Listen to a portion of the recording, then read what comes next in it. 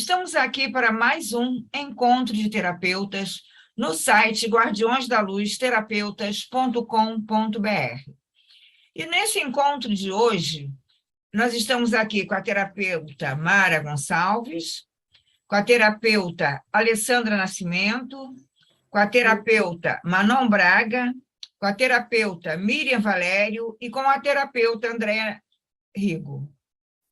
O nosso encontro de terapeutas é uma roda de conversa falando sobre vários temas das terapias, dos sintomas, dos processos que levam a pessoa a necessitar de terapia, porque às vezes a gente está sofrendo algum tipo de problema, mas não reconhece. A gente demora a entender que aquilo é um processo que está nos causando dor, que está trazendo, inclusive, doença física. Porque muitas das vezes a gente não repara num sintoma e daqui a pouco esse sintoma nos causa uma doença até grave. Eu mesma já tive problemas de doença que o médico não achava o que era, chegou para mim depois de um tempão tomando um monte de remédio, fazendo um monte de teste. Aí depois ele chegou para mim, olha, a causa da sua doença é emocional. Depois de eu ficar quase um ano, trata aqui, trata ali, sem saber o que era. Então, Mara, como é que você... Hoje... O nosso assunto é a autorrejeição. E o que é a autorrejeição? É quando você não gosta de alguma coisa sua. Pode ser no seu corpo, pode ser na sua casa, pode ser na sua família, pode ser na sua cidade, pode ser no seu país, qualquer coisa que você simplesmente rejeita porque você não aceita. E todas as vezes que a gente não aceita alguma coisa, a gente até recebe mais daquilo. Porque você está emitindo aquela frequência. Aquela frequência vai trazer para você mais. Por exemplo, eu tinha um problema com o meu cabelo. Porque lá na minha época, quando eu era jovem, a moda era o cabelo lisinho, franjinha. E o meu cabelo é muito ondulado, não dava para fazer franjinha. Então, o que eu fazia? Eu alisava o cabelo com produtos químicos. E aí eu não podia ter um cabelo muito comprido, porque quando você usa produto químico, o cabelo perde a força. E para eu conseguir colocar uma franjinha, era uma coisa esquisita. Então, eu passei muitos anos rejeitando meu cabelo. E ainda por cima, me casei com um homem que não gostava de cabelo enrolado, encaracolado. Então, eu fazia escova 2 vezes por semana para manter meu cabelo sempre liso. Aí, quando finalmente eu me libertei das amarras desse casamento, a primeira coisa que eu fiz foi deixar meu cabelo cheio de cachinho. E deixar crescer, que hoje meu cabelo está quase nas coxas. E aí, qual foi a maior surpresa na minha vida? As pessoas começaram a elogiar meu cabelo, mas que cabelo lindo, que não sei o quê. E eu comecei a me sentir a rainha da cocada preta, com meu cabelo ondulado, cheio e comprido. E hoje eu tenho o maior orgulho do meu cabelo, porque, inclusive, meu cabelo não ficou branco. Esse meu cabelo aqui, ele é natural, eu não tenho cabelo branco. Então, olha só, uma coisa que eu rejeitava, assim, eu não é que eu tivesse raiva do meu cabelo, mas eu procurava manter o quê? O padrão, né? O padrão da massa. A massa não queria cabelo enrolado e eu aqui seguia o padrão da moda. Só que eu estava me prejudicando. Então, Mara, como é que é esse negócio de autorrejeição para você? Então, a autorrejeição, ela é tanto nas coisas físicas, né? Como também no nosso jeito de ser, algo que a gente às vezes fala assim, eu não queria ser assim, né? Vamos supor, tem um comportamento, sei lá, um ciúmes, vou usar o ciúmes como exemplo, sou ciumenta, e esse meu ciúmes, que ele está muito ligado à insegurança, né, me gera transtornos de relacionamento, tanto familiar ou afetivo íntimo, e aí, dentro desse eu estar nessa situação após uma crise de ciúmes, vem, né, toda a ação tem uma reação, né, contrária igual de volta, aí vem a dor, e aí a consciência de que eu fiz porque eu sou ciumenta, aí eu não queria ser assim. Não queria ser, mas eu sou. Então, tudo bem, a pessoa reconhece que é, mas não quer ser. Então, ela rejeita essa ciumenta, e aí vem mais situações. Aquilo fica maior, porque parece que quando eu olho para aquilo, mas eu nego, aquilo cresce. Então, vai aumentar. Inclusive, situações, parece que a criatura ciumenta, parece que traz mais situações. Ah, você me rejeita? Então, provoca ciúmes, aponta situações. Então, e também tem quando a gente não percebe, é o inconsciente, que é o pior de todos, né? Que esse é uma força incrível. O que você acha, Alessandra?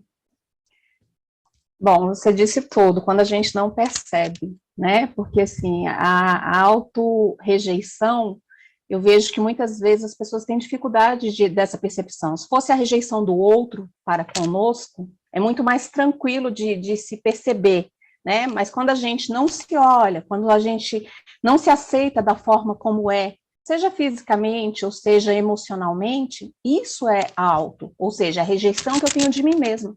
E muitas vezes isso não é tão perceptível. As pessoas chegam até nós trazendo uma série de situações, de processos de abandono, de privação emocional, e isso tudo está muito vinculado ao processo de rejeição, da nossa autorrejeição. Porque o outro só nos atinge quando a gente não encontra em nós mesmos aquilo que nós gostaríamos que o outro nos desse. Então, assim, eu acredito que isso é muito profundo nesse sentido de que esse processo de autorrejeição, ele é muito doloroso, apesar de não ser perceptível. Geralmente as pessoas sempre associam a uma série de outras situações, como foi o caso de abandono, de rejeição, mas a autorrejeição, ela é extremamente presente no mundo de hoje. Acho que em algum momento todas nós e grande parte da população e grande parte das pessoas que chegam até mim tem esse processo porque elas não se conhecem. Então, elas têm muito, às vezes, como parâmetro o externo. Ah, eu gostaria de ter, como a Josenice falou, eu gostaria de ter um cabelo padrão, porque eu uso, isso é um modelo, na realidade, que as pessoas aceitam. E hoje, a gente vem trabalhando, inclusive, na sociedade, né, de uma forma geral, vem se trabalhando nesse processo de autoaceitação de quem você é. O que você me diz, Manon? É isso mesmo, Alessandra. Quando você trouxe, né, falando da autorrejeição, e realmente o contraponto é justamente a autoaceitação. Então, assim, e quando eu rejeito algo em mim, né, quando eu não aceito algo em mim, eu vou buscar fora, às vezes, a aprovação, né, justamente do externo, que alguém valide algo em mim que às vezes eu mesmo não estou aceitando. Então, a importância, assim, desse autoconhecimento, né, desse acolhimento, e realmente a gente aceitar a gente como a gente é, com as características, né, com as potências, com as vulnerabilidades, com as forças, com as fraquezas, que tudo faz parte. E muito que você falou também de questões inconscientes. Então, como se fosse assim, um mecanismo de uma autossabotagem inconsciente, e a lógica é mais ou menos assim, eu vou rejeitar antes de ser rejeitado, porque pelo fato de eu não me aceitar, então eu acabo não me apegando, não me permitindo a oportunidades, né, de relacionamento, de experiências, o que seja, e justamente com esse receio, né, da rejeição, porque, como vocês falaram também, né, se eu estou frequenciando aquela energia, pela própria lei da atração, eu vou atrair mais do mesmo. Então, se eu me rejeito, eu vou estar trazendo para mim situações, pessoas, né, circunstâncias, tudo que naquela frequência da rejeição. O que você acha, Miriam? Então, essa autorrejeição, ela vem do quê? Da ideia de que algo não é digno, né? O que eu rejeito não é digno do meu amor, não é merecedor do meu amor. Então, pode também, além de várias fontes, né, isso ter sido gerado, como você falou, num processo de rejeição e tal, mas às vezes num processo de fracasso, né, onde a pessoa se sentiu fracassada, às vezes na escola, não conseguiu uma nota, não conseguiu fazer um trabalho de forma legal. Então, é coisas pequenas que vão se acumulando e a pessoa vai separando do ideal, né? Cria uma ideia do certo e errado, do bonitinho, do feio e do ideal, né, para viver em sociedade, para ser, né, parte, para ser aceitável, né, na sociedade.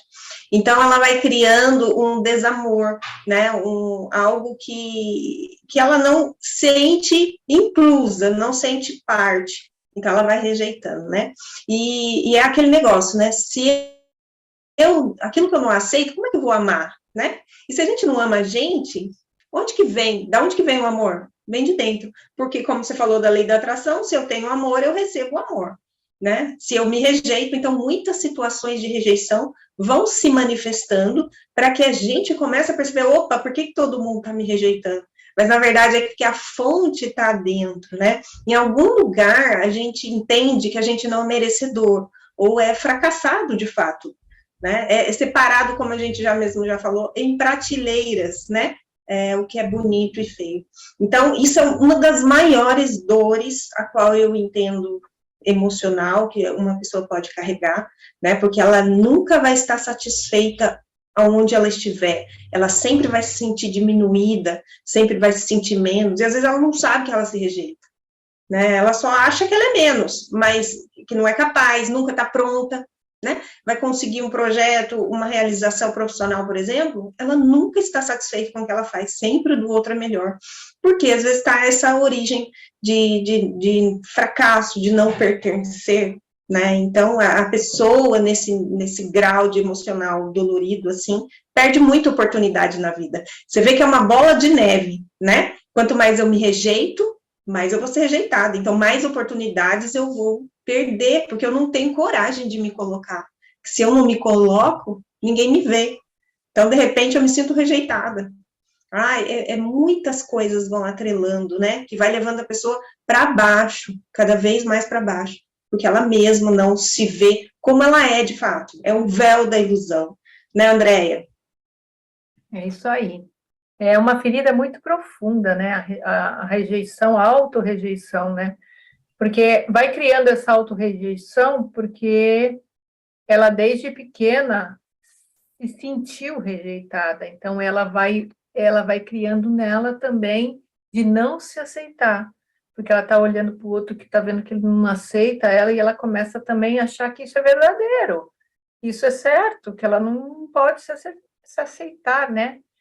E ela começa, assim, a ter uma questão de: será que eu tenho o direito de estar existindo? De existir?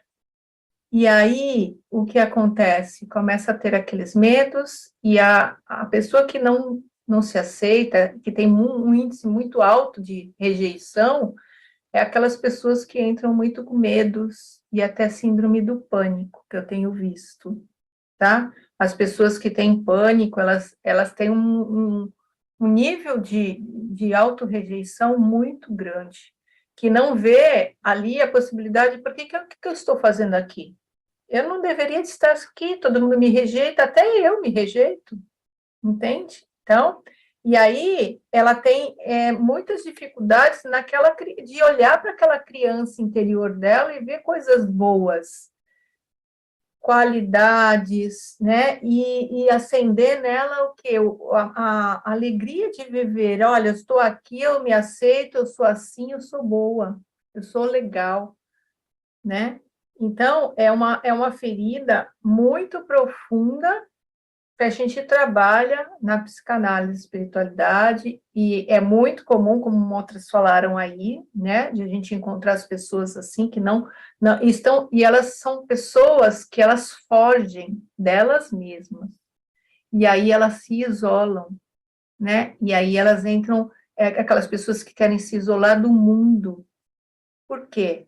Porque ela mesma acha que ela não é boa, e todo mundo acha que eu não sou boa, então eu vou começando a me isolar, e eu não quero entrar, sabe, em relacionamentos, tem dificuldade de interagir com as pessoas, elas vão se isolando. São essas pessoas que têm um índice muito alto de rejeição. Né, Jô? E ainda tem um outro reverso. Quando a pessoa rejeita alguma coisa em si, para esconder, ela costuma exagerar em outra coisa.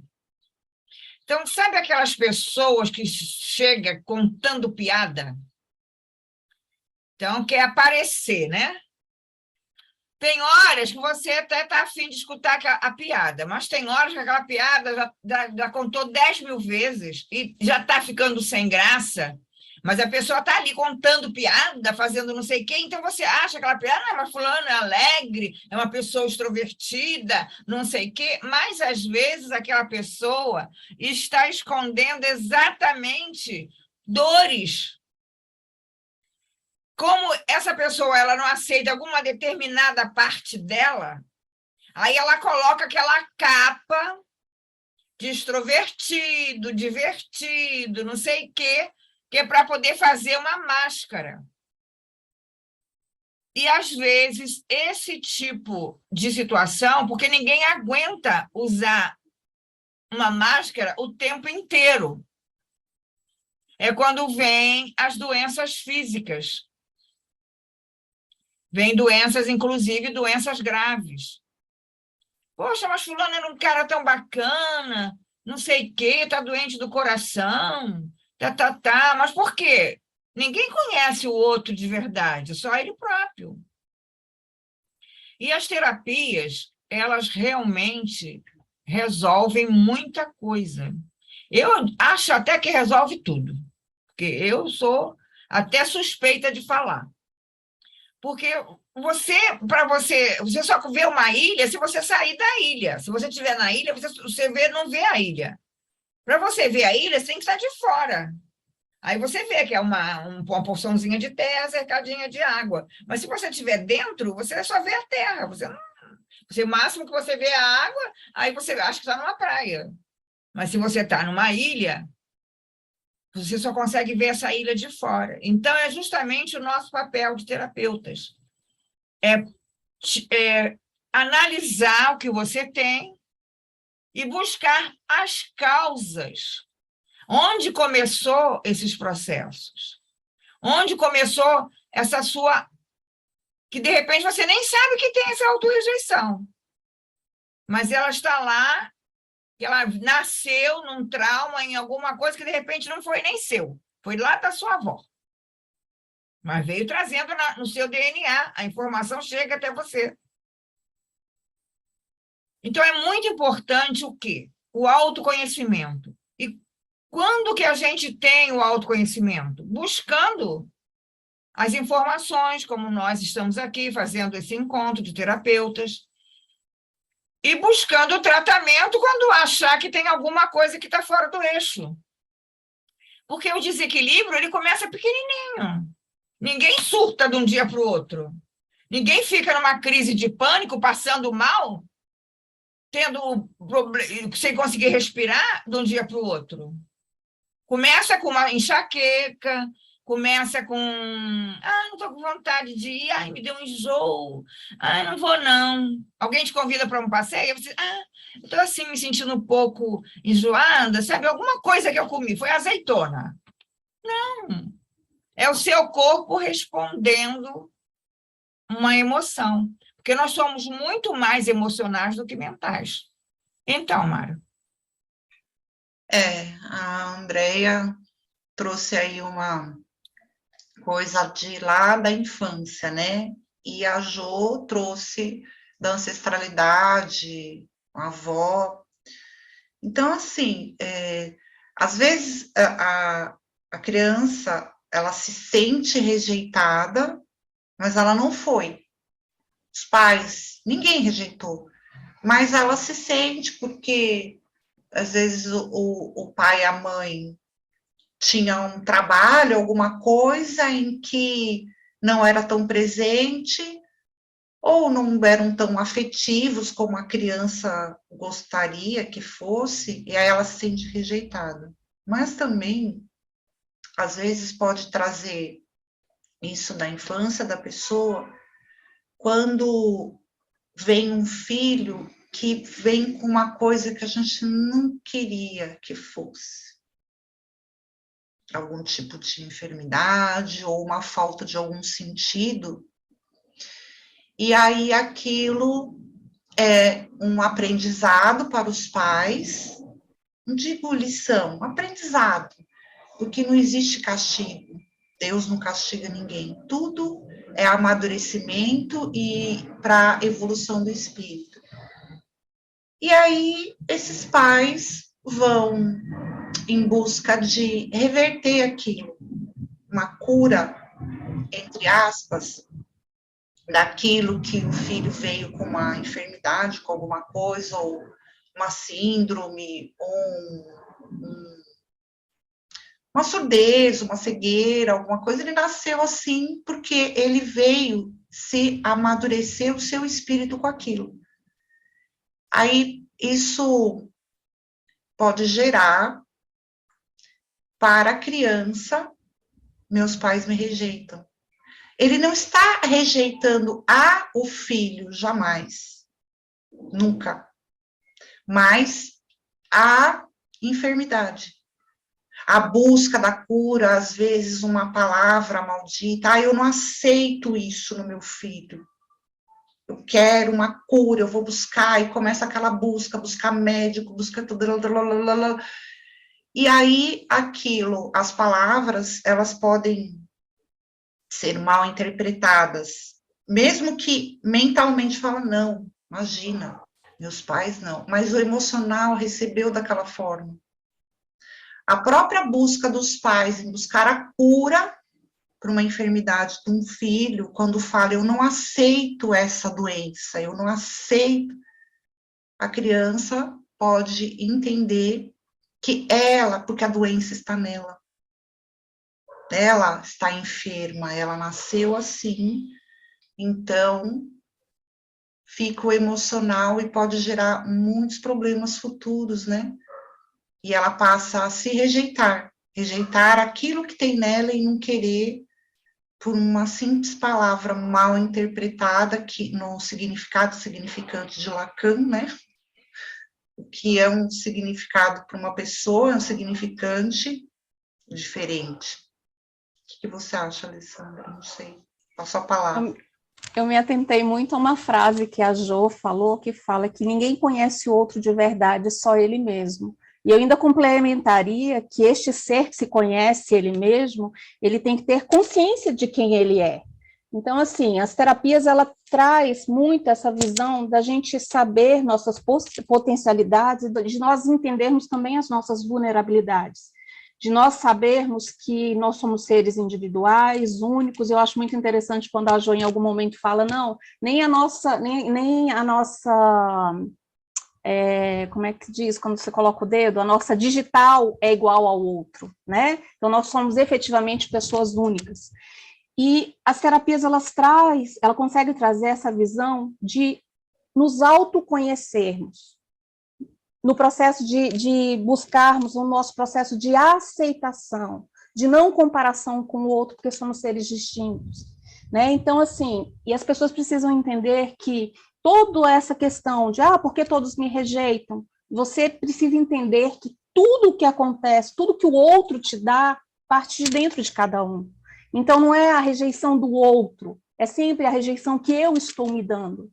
Então, as terapias, elas vêm muito voltadas nesse processo de conscientização que tudo parte de nós mesmos. Então, a gente não coloca na conta do outro, porque se isso acontece é porque a gente permite que essa rejeição ocorra, que esse abandono ocorra, que essa agressão, da forma como for, ocorra. Então, tudo parte de nós. O que você me diz, Manon? É isso mesmo, Alessandra. E o que me vem à mente aqui também, assim, que a pessoa que se auto-rejeita é uma sensação de vazio muito grande, né, e muito constante. E às vezes a pessoa vai buscar preencher esse vazio de uma maneira insaciável, né, e com, às vezes, muito vícios, ou na compulsão de compra, ou na questão, por exemplo, estética. Uma vez eu atendi uma pessoa, ela fez, né, assim, tanta cirurgia de estética, porque ela achava a perna dela fina. E aí, que o marido não gostava, então você vai ter a cirurgia no nariz, era o seio, era a nádega, mas uma coisa assim tão compulsiva, né? Saía de uma cirurgia, entrava na outra. Então, e essas pessoas vão partir ali, às vezes, né, para drogas, para álcool, para qualquer tipo de vício, né? Jogos. Então, já é uma maneira de suprir um vazio interno, né? E, infelizmente, isso acontece. E aí, assim, como dicas, né, para lidar com a autorrejeição, o que é importante a gente trazer aqui? É a pessoa, né, aprender a olhar e separar a rejeição do rejeitado. Porque, assim, né, nem Deus agradou a todos. E como fala aquela máxima, né, e não se pode agradar, assim, gregos e troianos. Então, assim, é natural, de repente, uma opinião, uma sugestão, algum ponto de vista seu, não necessariamente, né, o outro vai acatar, mas então a pessoa poder, né, desmembrar a questão pessoal de algo que né, é uma sugestão, é opinião, seja. Então, para poder lidar com isso de uma maneira mais consciente, né, e separando isso. E também isso é muito importante a questão do perdão. Vocês trouxeram muito a questão da ancestralidade, da infância, da criança interior ferida. Então, assim, você revisitar o passado, olhando para traumas, né, com um olhar, assim, de realmente perdoar. Perdoar o outro, pedir perdão, e principalmente se perdoar. Então, quando a gente fala, né, da auto-rejeição, olha aí o auto-perdão, né? Então, da gente também olhar para a gente mesmo com mais amorosidade e acolhimento, né? E se libertando desse julgamento que a gente mesmo se coloca de uma maneira tão punitiva, tão dolorosa, e que traz, né, tanta, no futuro, assim, acaba travando, né, impedindo a vida de fluir. O que você acha, Miriam? Então, com relação até o que a Ju falou, a Alessandra complementou, né, que só quem se conhece é a própria pessoa, né, e aí que às vezes isso é possível, claro, a gente se conhece até a curva, né, porque depois da curva, talvez a gente não saiba muito bem quem a gente é. Quando a gente é criança, a gente vai se moldando a partir do que a gente vê, né, do que a gente vivencia dentro do meio familiar. Então, meio que eu acredito, eu sou isso, né? Porque é assim que é, então eu identifico que eu sou assim. Então, a gente às vezes vai criando hábitos e manias e a forma de pensar, justamente, que às vezes nem é tão original, ela é mais vinda de fora para dentro, né? Porque é assim que a criança vai se moldando na matéria, na vida física, né? Só que aí a gente cresce e a gente vai se observando que algo está muito insatisfatório, né? Eu me sinto mal, me sinto rejeitada, né? Como a Manon mesmo colocou, são tantas coisas que nos levam a se sentir, né, para baixo, que às vezes é preciso a terapia, né? E na terapia é que a gente começa a ver quem a gente é. E a gente fala assim, nossa, eu sou assim, por quê? Quem sou eu? Eu sou aquela de antes ou sou eu agora? De tanto movimento que a gente vai se descobrindo. Por quê? Um dos movimentos que a gente identifica é os temperamentos, né? Porque como a gente estava falando antes de iniciar a nossa reunião de hoje, é muito interessante a gente saber qual é o nosso perfil, qual é o nosso temperamento, qual é a nossa característica individual, da nossa essência, né? Desconstruir um pouquinho dessas coisas que foram de fora, né? Porque nós somos de elementos, os elementos, alguns são de fogo, alguns são de água, outros ar. Então, como é que pode o ar ser igualzinho ao fogo? Não tem como, né? Isso entre muitas outras coisas que a gente trabalha, que é o caminho de Odu, né? Fora as outras coisas que a gente trabalha, mas um deles é o temperamento, que se eu vejo uma família, imagine que a maioria das pessoas são famílias ar, bem mais racional, bem mais práticas e tal. E, de repente, eu nasço ali bem água, bem fleumática, bem, né? emocional. Então, como é que eu vou acompanhar? Eu vou começar a me achar estranha. Tipo, só eu choro, só eu reclamo, só eu tenho medo, né? Então, e aí ela começa a se punir. Aí eu rejeito, porque o certo é aquelas pessoas que agem assim, assim, assim, né? Então, por isso que às vezes a gente acha que eu sou uma coisa, e no fundo eu percebo que eu sou tão perfeita, né? E nem sou aquilo que quiseram impor em mim, ou eu mesmo achei que deveria impor em mim, né? E quando eu me descubro perfeita, chorosa, por exemplo, e aí eu me acolho e vejo as diferenças, como você falou, respeitar as diferenças, porque são opiniões diferentes, formas de pensar diferentes, características individuais, né? E a gente para de fazer separação, e no fundo a gente vê que todo mundo é só parte de uma mesma coisa, só que cada um pedacinho de uma mesma parte, né? De um todo.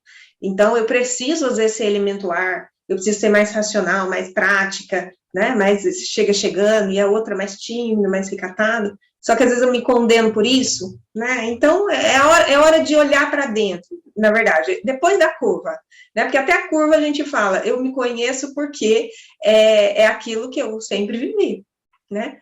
Mas agora eu preciso saber aquilo que está aqui querendo se manifestar e não se manifestou ainda, né? Então, nas terapias é o que a gente vai descobrindo, né, Andréia? É. E aí você falou muito bem, né, sobre essas questões de se aceitar, né? Porque a gente não aprende isso, né? A gente aprende desde pequeno a sempre a comparação, né? Ah, olha, o seu irmão é assim, por que que você não faz igual a ele? Então, sempre a comparação querendo que seja igual àquele modelinho, né? Que é o que todo mundo acha que é o modelo correto, mas não tem o certo e errado. Então, por isso que aí a pessoa vai se desenvolvendo e vai achando que ela é a errada, né? E que ela tem que se colocar dentro da caixinha igual a todo mundo. E aí ela vai se tornando, essa pessoa que ela tem esse auto-rejeição, ela vai se tornando que ela quer se tornar perfeita. E aí ela vai se tornando, torna aquela pessoa controladora, perfeccionista, porque ela tem medo de ser julgada, de ser olhada. Então, ela vai querendo se moldar, então ela vai buscando aquela perfeição nos moldes de todos, e não no dela, né?